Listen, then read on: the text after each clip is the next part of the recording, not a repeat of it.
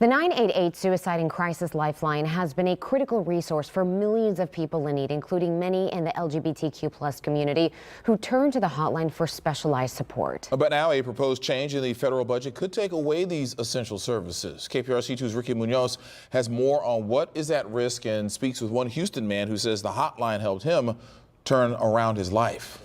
The federal government is thinking about cutting LGBTQ+ youth services tied to the 988 crisis line. Support that many say is life-saving. This was one of the few places I was sent to specifically because I was gay and had a service dog.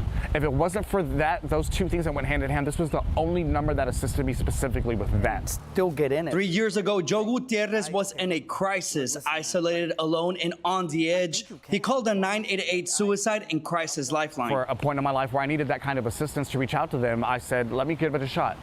That number was the most drastic number that took the place in my life to put me into a good effect. That number was what led me to being involved with organizations here in my area who were able to assist me get back on my feet. A leaked federal budget draft could eliminate LGBTQ services within the 988 crisis line, which has provided life-saving support to over 1.2 million people. Absolutely. Being gay myself as part of the LGBTQ community, the impact that this will have on our community specifically is just not fair. For somehow, let's say there's a revamp on the suicide hotline, and there's not a person who I can relate to talking to, do you think that's going to be a positive or negative impact? That's really going to be a negative impact. I've worked in suicide prevention for all of my career, and I worked in suicide prevention when the 988 infrastructure didn't have that ability to connect to an LGBTQ person, and we know that that had a negative impact on the LGBTQ. Avery Bellew, CEO of the Montrose Center, says these targeted services exist for a reason, to connect people in crisis with someone who understands them. And the Montrose Center promises a judgment-free space where whoever you are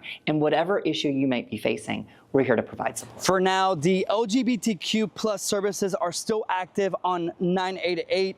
If you know anyone who is struggling, you can call or text this number at any time, or you can come visit the Montrose Center for more information.